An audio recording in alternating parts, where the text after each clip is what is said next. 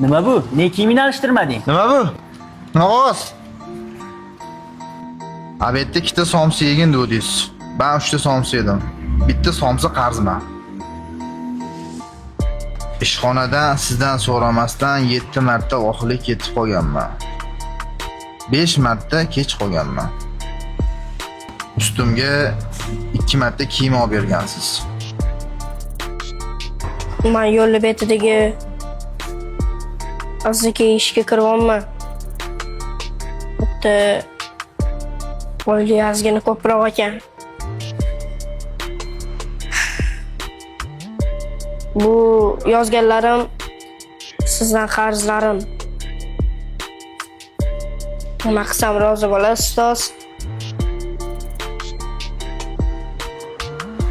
Tushundim, ustoz. Shogirdgachimma, o'zing bolam pulga o'rgatding-da. Zan payti bilaringmi, bolalar pul olmasdi shogirdlar. Ish qilaylik.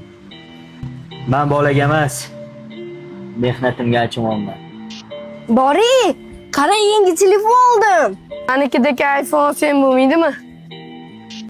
Men o'zimni mehnatimga oldim. Otamma puliga emas. Bo'pti. Adam keldilar olib ketgani. Yaqinim yutuqlarimga xursand bo'ladi deb o'yladim. Mashina sipirasan va Yusufni maktabga olib kelasan, tushundingmi? Oyog'im boylab bor. Oke, men hunar o'rgangani kelganman.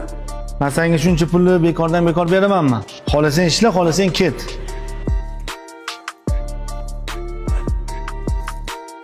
Ro'zg'or tashvishlari qiyin ekan. Otani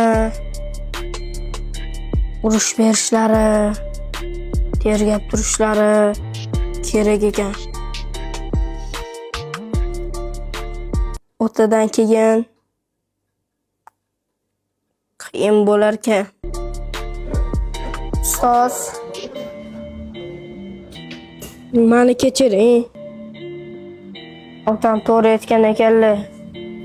Erkak kishi o'zi uchun emas, oilasi uchun ishlar ekan. Buni tan olish kerak.